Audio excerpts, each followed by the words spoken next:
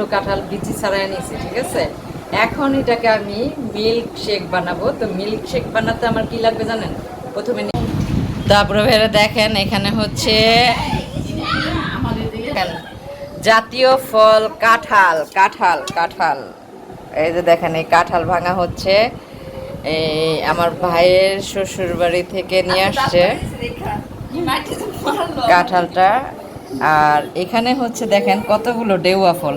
আমি ডেউয়া ফলকে যখন কিনছিলাম প্রথম দিন, তখন তো চিনি নেই ফলটা, আন্দাজের উপরে কিনে নিয়ে আসছি। কিন্তু ও তো 200 টাকা কেজি করে কিনে নিয়ে আসছিলাম, তার একটু বড় সাইজ ছিল।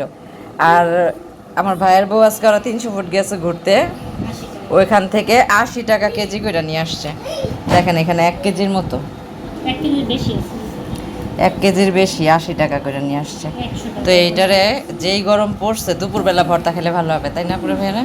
আর এখন দেখেন এই কাঁঠালের কোষগুলো কত সুন্দর লাগতেছে না, কত বড় বড় কাঁঠাল। এখন আমি এই কাঁঠালের কোষ দিয়ে দারুণ মজাদার একটা জিনিস বানাবো। তো আপনারা দেখতে থাকুন ভিডিওটি। যারা যারা আমার ভিডিওটি দেখবেন অবশ্যই সাবস্ক্রাইব করে লাইক দিয়ে ভিডিওটি দেখা শুরু করবেন। বিসমিল্লাহ, একটা খায়া দেখি। মিষ্টি আছে।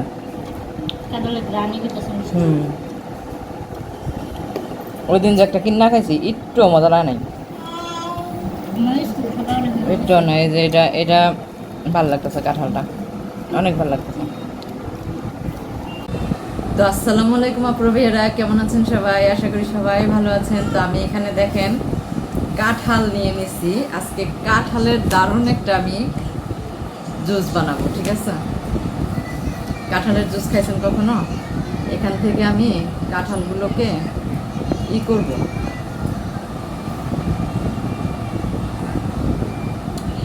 কাঁঠালের বিচিগুলো ছাড়াই নিব আগে।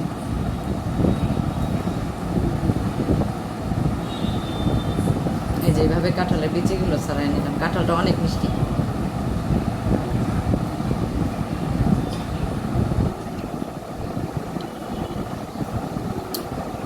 যে গরম পড়ছে না, তো চিন্তা করলাম এই গরমের মধ্যে সন্ধ্যায় সন্ধ্যায় এই সন্ধ্যার সময় একটা জুস বানায় খাই। কাঁঠালের মিল্ক শেক।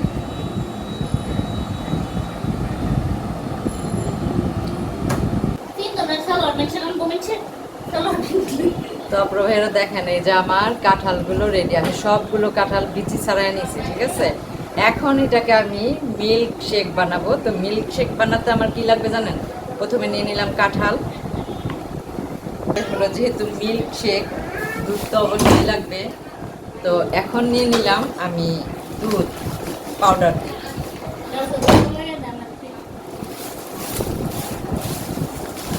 এই পাউডার দুধ।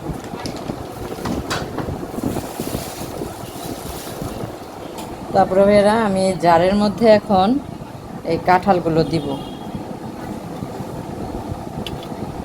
কাঁঠাল দিয়ে নিলাম। এখন এর মধ্যে দিব দুধ। এখন এর মধ্যে আমি পাউডার দুধটা দিয়ে দেব। বিসমিল্লাহ। এই যে পাউডার দুধ। দুধটা অবশ্য একটু বাড়ায় দিতে হবে।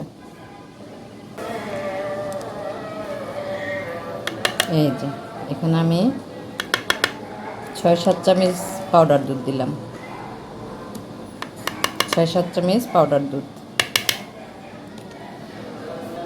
আর এখন দিয়ে নিব আপুরা ভাইরা আমি এখানে পরিমাণ মতো চিনি। চিনিটা দিব পরিমাণ মতো। কাঁঠালটা আমার যথেষ্ট পরিমাণ মিষ্টি, ঠিক আছে, যথেষ্ট পরিমাণ মিষ্টি। এই জন্য আমি এটাকে চিনিটা একটু কমই দিব।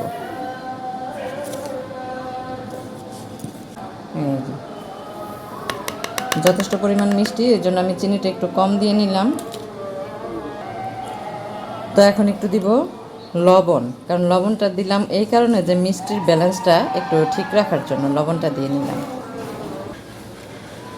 দেওয়ার জন্য আমি ঠান্ডা পানিটা নিয়ে নিলাম। ঠান্ডা পানি, আমি কিন্তু কোনো বরফ দিতেছি না, ঠান্ডা পানিটা দিয়ে দিলাম।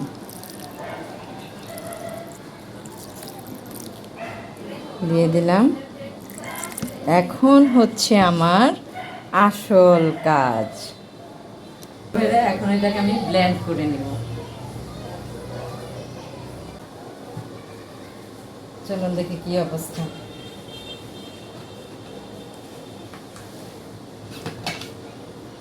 ওয়াও, পুরো বাইরে হয়ে গেল আমার দারুণ স্বাদের কাঁঠালের মিল্কশেক।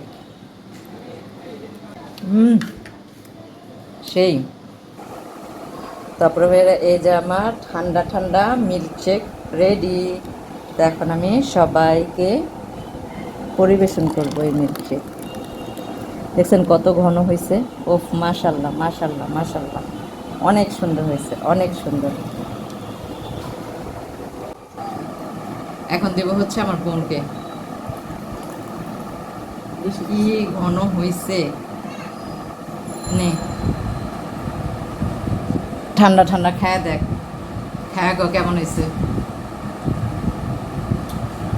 মজা হয়েছে না? ও মজা হয়েছে, অনেক মজা হয়েছে। এই মিল্কশেকটা বানায় খায় দেখবেন আপুরা ভাইয়ারা, এই প্রচণ্ড গরমে এক গ্লাস মিল্কশেক খাইলে মানে কলিজা ঠান্ডা হয়ে যাব। আর হইল কি, কাঁঠালের সিজন আছে, খায় নেন বানায়া, পরে সিজন ফুরায় গেলে আর পাবেন না কিন্তু। আই পিঙ্কি, এদিকে কেমন হয়েছে কত? ভালো হয়েছে। মজা হয়েছে না? মজা হয়েছে। এত বানিয়েছো কে? এত বেশ বেশ ফ্রিজে দিয়ে দিমু। কলারটা যথেষ্ট ভালো হয়েছে। কলারটা ভালো। কলারটা আমার একেবারে দেখতে ইচ্ছা করে না, লাগছে। সবাইরে খাওয়াইলাম, এবার আমি একটু খাই না।